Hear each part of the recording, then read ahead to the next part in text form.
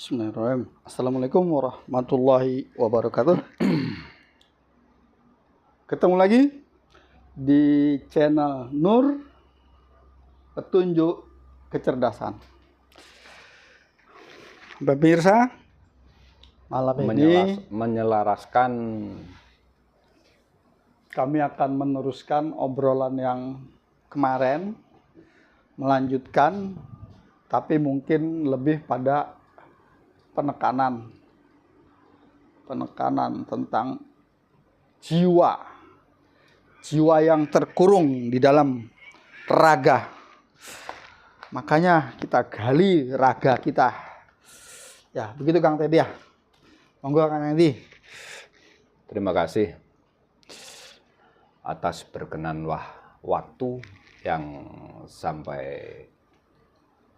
sekarang kita saling bisa menikmati, saling bisa meneruskan, memberikan apa yang selama ini sama-sama kita rasakan. Karena hidup ini sesungguhnya mengakibatkan kegelisahan yang luar biasa. Apalagi dalam kondisi urusan yang berkaitan dengan dunia.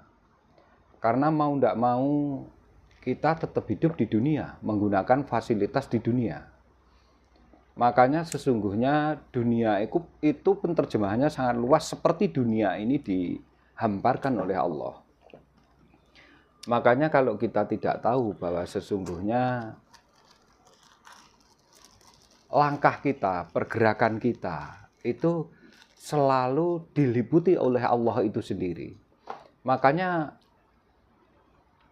mulai awal membahas kehidupan itu kita tidak bisa melihat dari satu sisi, tidak bisa.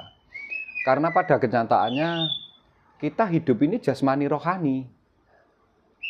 Dan kita mempunyai agama di sini. Sedangkan pendekatan terhadap agama itu adalah spiritual. Kalau spirit berarti kita harus mendahulukan jiwa kita. Makanya hiduplah jiwanya, hiduplah raganya. Itu kalau kita nyanyi, di nyanyian.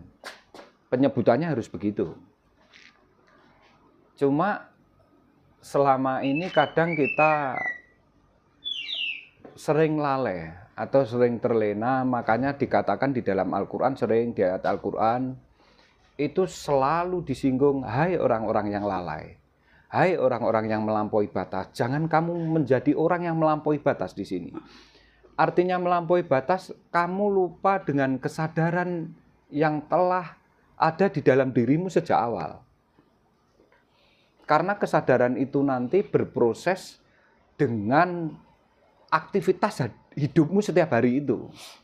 Cuma jangan lupa bahwa ternyata kita hidup di sini ini tidak sekedar hidup. Kenyataannya kita di situ bertumbuh. Setelah bertumbuh, maka kita juga akan tidak bisa melewati hukumnya Allah, bahwa kita kecil menjadi besar. Kita muda menjadi tua. Itu adalah hukum ketetapan Allah. Kamu tidak bisa melawan hukum itu gitu loh. Tapi bahwa kamu pembelajaran terhadap lingkungan, pembelajaran terhadap menjalani hukum-hukum Allah yang ada di alam semesta ini, kamu berproses gitu loh. Ada tingkatan-tingkatan yang harus kamu lalui. Nah, saat kamu menjalani hidup itu, karena sejak awal saya ketengahkan di awal-awal episode yang kemarin-kemarin bahwa sesungguhnya hidup ini hanya energi, vibrasi, gelombang. Sehingga di situ kamu harus mencari potensial yang tepat. Potensial itu sesungguhnya bagaimana kamu nanti antara jasmani dan rohani dan apa yang kamu omongkan itu menjadi sebuah pengalaman gitu loh. Jadi pembelajaran. Contoh kasus, mengapa Nabi Musa belajar sama Nabi Khidir itu akhirnya tidak sabar dia. Saya ingat kamu nanti belajar dengan saya. Itu tidak menjadi orang yang sabar. Karena di situ sangat berbeda. Musa adalah mewakili kecerdasan. Sedangkan kecerdasan ini punya kelemahan. Satu, kecerdasan itu mempunyai bawaan naluri, dia punya Sombong. kecongkaan karena merasa cerdas. Satu itu. Yang kedua, kecerdasan itu punya naluri liar. Kadang tidak bisa dikendalikan, tidak bisa mengendalikan keliarannya itu. Itulah asiknya jiwa, itulah. Karena kalau orang tidak punya kecerdasan, tidak menggunakan logika, nafsunya juga Tidak hidup terkendali. itu tidak bisa mempunyai giroh yang kuat, semangat. Makanya tidak boleh mengesampingkan itu. Tapi ingat bahwa kita hidup di sini itu terlimitasi oleh namanya usia itu tadi. Waktu. Karena memang kita berkaitan dengan jasmani. Kalau sudah terlimitasi ini, ingatlah bahwa kamu akan bertanggung jawab dengan apa yang kamu lakukan itu. Pertanggungjawaban itu tidak bisa kolektif. Bahkan bapak menggantikan tanggung jawabnya anak tidak bisa. Sedemikian juga sebaliknya. Anak menggantikan pertanggungjawaban bapaknya juga tidak bisa. Itulah pertanggungjawaban antara makhluk dengan sang kholik. Sesungguhnya pertanggungjawaban pribadi tidak ada yang bisa mempengaruhi. Makanya disitulah diturunkan Al-Quran itu. Karena sebagai guide-mu, sebagai pemandumu, sebagai rambu-rambumu. Di situ ada sebuah pembelajaran sejarah, sebuah pesan. Makanya kamu nanti harus punya kesan. Kalau di dalam kenabian, kesan itu diwakili oleh Lut. Lut itu sebuah kesan sebetulnya dalam karakter ya. Itu karena konsep, karakter, konsep. Jadi Al-Quran itu sendiri sebetulnya juga konsep. Cuma itu konsepnya Allah gitu loh. Karena kalau kita tidak membahas itu mulai awal, maka kita tidak akan paham. Sehingga nanti setiap lakumu pasti akan cenderung ke arah apa yang kamu lihat. Ke arah fisik. Padahal tidak bisa. Karena setiap apa yang kamu lakukan, di baliknya itu ada konsekuensi kejiwaannya. Itu yang kadang orang tidak disadari. Makanya orang terlepas dari kesadarannya itu. Padahal tidak boleh. Makanya seperti saat ini, di sini sekarang, itu ya harus kita nikmati benar-benar. Kita mencurahkan segala daya pikir kita, kelojikan kita, sehingga nanti bisa memproses, mengobservasi di dalam diri kita, bahwa kelojikan ini sebetulnya sangat rasional dengan kenyataan yang ada, real keadaannya. Karena segala sesuatu yang realitas itu adalah merupakan pernyataan Allah yang sesungguhnya. Karena selainnya pernyataan bukan dari Allah, maka batal. Itu di surat Muhammad, coba dibuka. Sampai seperti itu detailnya Al-Quran. Karena sesuatu selain pernyataan Allah itu ilusi. Berarti tidak ada pernyataan kecuali pernyataannya Allah itu. Berarti kecuali ayatnya Allah itu sebetulnya tidak ada ayat. Lainnya namanya qaul. Itu kalau yang mengucapkan si manusia. Makanya qauluhu. Seperti hadis itu qaul siapa? Qaulnya Abu Hurairah, qaulnya siapa? Tapi kalau Al-Quran tidak. Bijaksananya itu. Al-Quran itu bisa membenarkan karena benar. Karena kebenaran. Bisa menyalahkan karena ngerti salahnya itu. Itu Al-Quran. Dan itu tidak bisa muncul dari rumus apapun. Keluar dari fatwa apapun. Itu sesungguhnya. Kalau kita tidak menyadari itu sejak awal, maka kadang kita akan menggunakan langkah, menggunakan apa yang kita lakukan itu karena ngomongnya siapa, cerita dari siapa. Itu. Atau karena ini rumus apa. Padahal orang yang menemukan rumus itu ya makhluk ciptaannya Allah gitu loh. Dia tidak sadar. Karena dia pinter dari disiplin ilmu, sains teknologi, dia meneliti sesuatu. Makanya kadangkala seperti Murakami meneliti air itu sampai ke bentuk kristalnya air, ke atom-atomnya air. Akhirnya beliau bilang, saya menemukan Tuhan di laboratorium karena meneliti kristalnya air itu. Bisa sampai seperti itu. Sebetulnya semua scientific itu kalau diteliti sampai detail, sesungguhnya jawabannya adalah apa? Ketauhidan. Karena arahnya akan ke sosok esensi substansinya Allah itu sendiri. Dan itu grand design-nya Allah. Itulah Al-Quran, mengapa Al-Quran itu ada ayat yang sifatnya ayat diri. Karena dirimu terdiri dari tulisan Al-Quran itu sendiri. Tapi juga ada Al-Quran ayat UFO. Terbukti nyatanya ada alam semesta. Di sini juga ada galaksi. Semuanya beriring bertasbih kepada Allah. Tasbihnya dengan apa? Sirkulasi, rotasi yang ada di alam semesta itu karena bentuk tasbihnya kepada Allah. Sedangkan kita kadangkala kurang ajar. Mudah lupa. Pada matahari itu setiap hari ya tasbihnya kepada Allah hanya terbit, tenggelam. Sehingga ada rotasi, ada putaran itu. Sedemikian juga makhluk atau ciptaan Allah yang lainnya. Nah, sedangkan kita kadangkala mengecewakan. Karena seumur-umur sampai umur saya sekarang, coba ini dicamkan benar-benar dan difikirkan.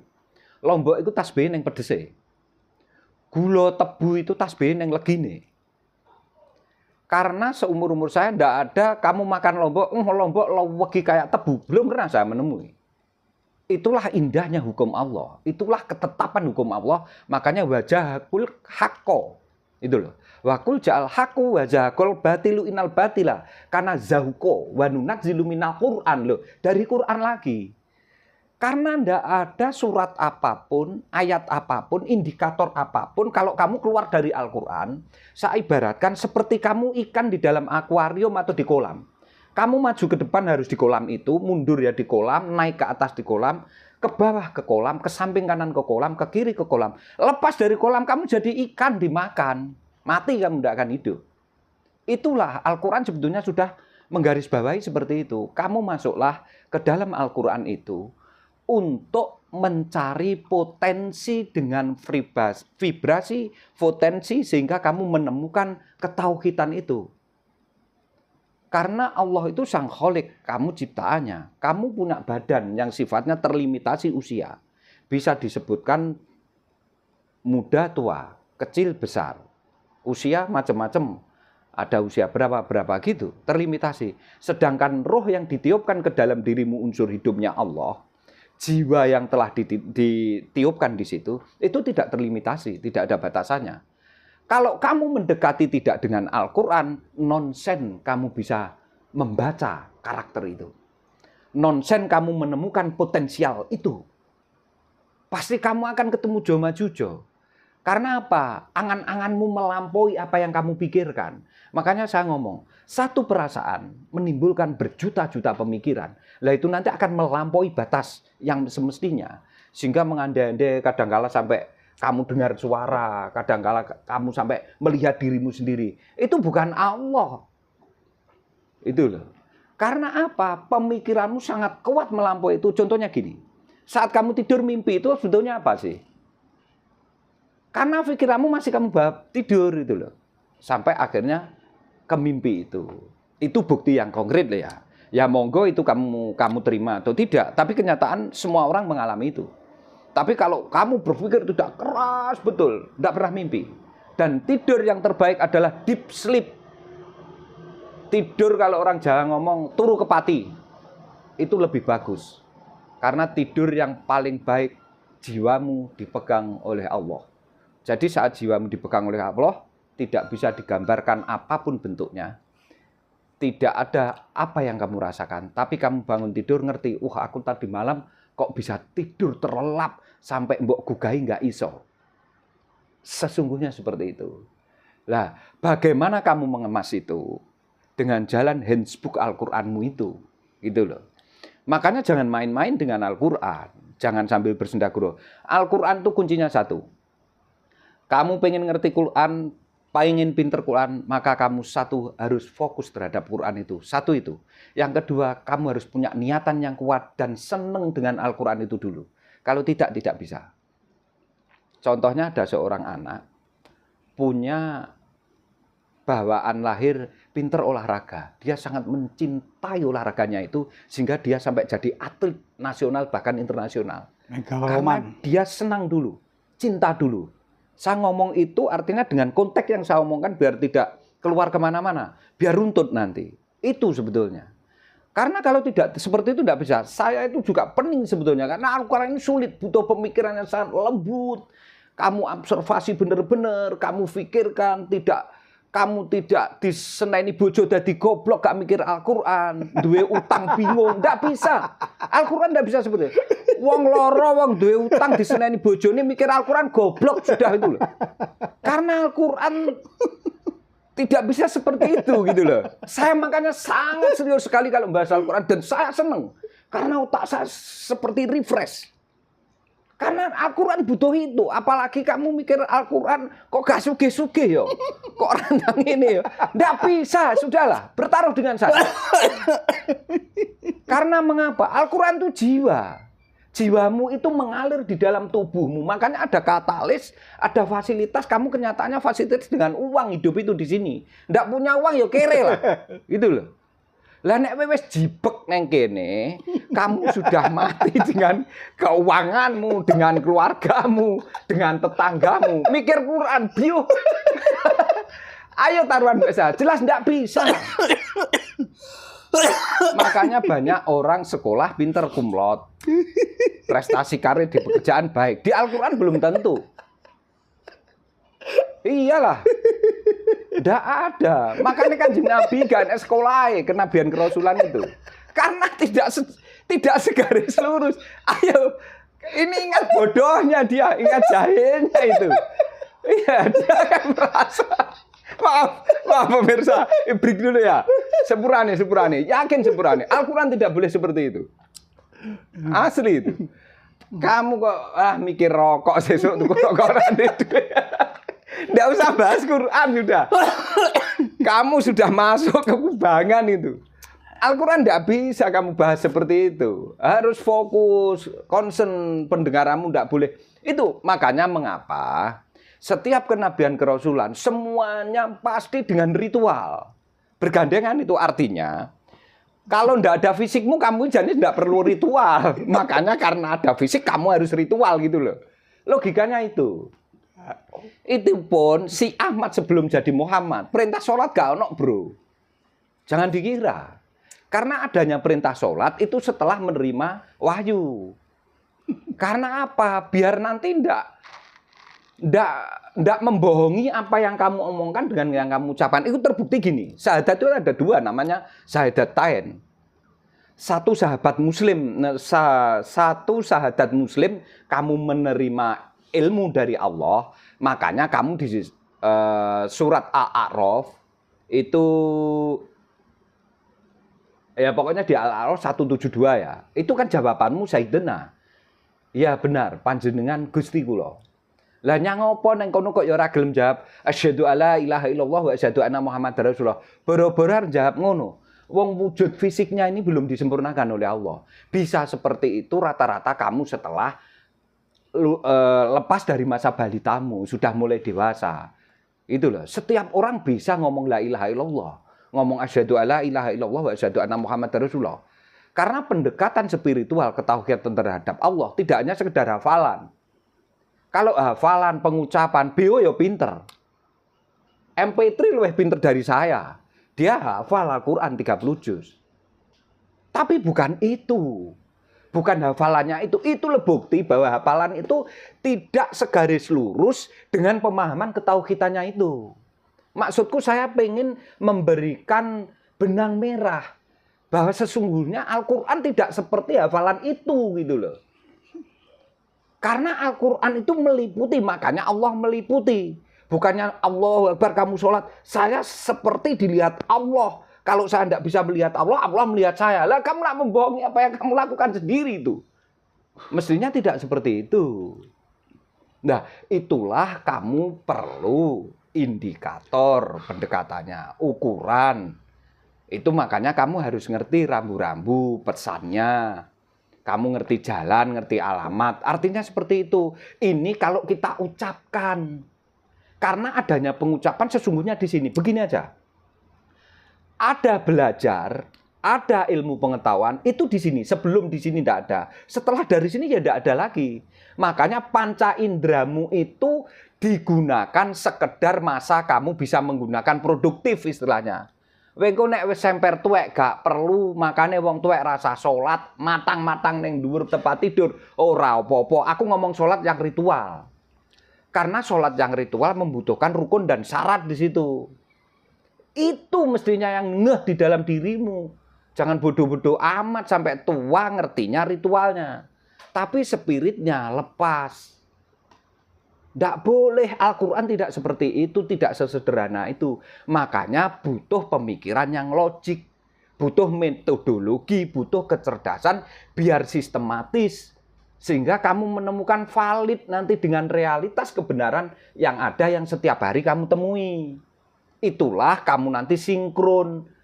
Lah si Ahmad karena ahli di bidang itu menjadi Muhammad. Makanya bisa disandingkan tulisan Allah dan Muhammad. Sesungguhnya bukan makhluk Muhammad ini. Tapi risalah bentuk titahnya Allah sendiri. Makanya bisa gandeng dengan tulisan Allah. Itulah sesungguhnya. Kalau makhluk tidak mungkin digandengkan be Allah. Contohnya gini, kamu ambil air laut satu ember, kamu bawa di sini. Dia mewakili air laut itu apa enggak yang kamu bawa di sini? Mewakili, tapi tidak boleh dia mengaku laut. Karena laut samudra tetap di sana. Tapi air yang ini pun sudah mewakili laut itu. Nah itu gimana? Pemirsa, nur petunjuk kecerdasan. Jadi, kalau boleh saya beberapa garis bawah. Saya tidak bawa dari luar, saya hanya bawa yang apa malam ini saya dengar dari pertama sampai barusan. Karena saya harus beresonansi dari vibrasi yang dikeluarkan. Pertama, di saat titik serius, kok saya bisa ketawa dan akhirnya kita ketawa. Itu menunjukkan apa pemirsa? Satu, ada positif, selalu ada negatif. Tapi karena resistornya bagus, suaranya jadi bagus. Tapi tidak konslet. Tapi menyala. Kalau konslet kan jedep putus. Nah, karena potensionya bagus, itulah yang disebut bergetar ketika disebut nama Allah. Ketika menyebut suara Allah. Apapun itu bentuknya, ketika Allah disebut bergetar. Nah, getarannya tadi vibrasinya berupa ketawa. Apa? Di satu sisi, di satu sisi, Kang Deddy amat sangat serius. Saking seriusnya, saya bingung. Tapi saya konslet. Tapi konsletnya tidak. Kalau listrik konslet kan langsung putus tuh, karena si keringan tidak kuat. Tingkat konsletnya terlalu tinggi. Nah, karena saya sudah punya potensio, tertawa tadi itu justru melumerkan yang keras. Contoh begini, contoh. Di dalam tubuh kita bagian yang keras, yang asalnya juga dari air adalah tulang. Tapi tulang tidak akan berfungsi tanpa urat, tanpa darah, tanpa ini. Nah, ini fungsinya dia, ini tulang. Keras. Kudu ngene, tapi nek gak ono darah gak iso ngene lho. Gak iso. Tetap butuh air buat mompa. Tekanan Archimedes. Nah, disitulah saya dari awal itu sudah membayangkan akan terjadi konsleting yang punya potensio. Artinya konsletnya itu bisa diatur. Nah, aturnya itu tertawa. Ketika tertawa itu lumer. Nah, contohnya begini. Saya paham, amat sangat paham apa yang Kang Teddy jelaskan tadi. Karena itu adalah serius. Harapannya ketika ditembakkan peluru itu langsung menembus apapun yang ada di depannya. Karena memang itu Quran. Lurus, menembus apapun. Nggak bisa dibatasin. Langsung masuk ke hati, mati.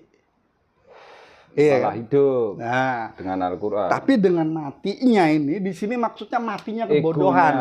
Kebodohannya hancur. Jahiliyahnya. Makanya saya tertawa. Saya sebenarnya tertawa tuh mentertawakan diri saya. Ya iya, kita nggak ngomong orang lain. Nah, saya Ngapain? Ini untuk kita sendiri. mentertawakan diri saya gini. Yo bener. Anjane Gomi.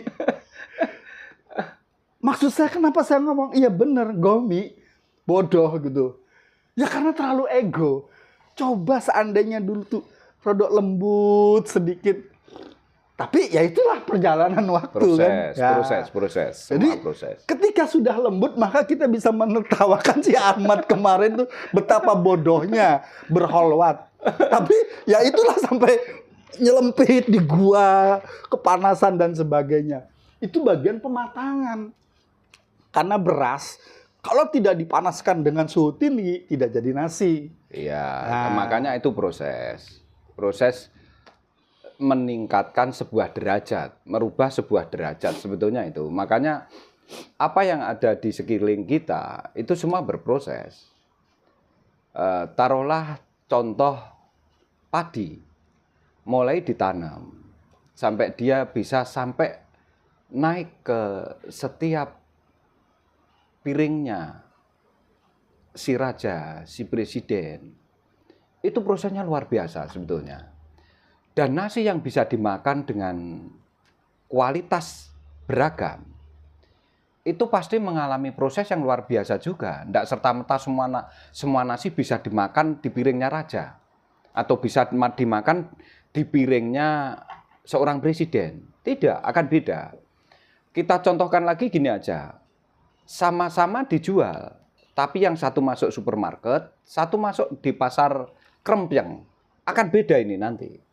Karena buah yang masuk di supermarket, kelasnya pasti super premium. Yang masuk di pasar biasa, kelasnya ya biasa. Nah, sedemikian juga nanti jiwamu kembali kepada Allah itu seperti itu juga. Karena mengapa? Bagaimana proses pemurnian dirimu terhadap ketauhidannya Allah itu sendiri. Karena tidak bisa itu kamu, karena itu pilihan loh ya. Saya selalu ngomong bahwa kamu dari muda menjadi tua, itu hukum Allah. Tidak bisa kamu lawan, siapapun bentuknya orang. Tapi bahwa kamu itu nanti mensikapi hidupmu dari muda menjadi tua ini menjadi lebih derajatnya, meningkat levelnya, itu kan pilihanmu sendiri. Jangan melibatkan Allah. Mengapa saya ngomong seperti itu? Karena di dalam dirimu sendiri sudah ada aplikasinya untuk itu. Lah aplikasi itu pernah kamu gunakan apa enggak? Artinya begini, kalkulator di dalam dirimu itu ada.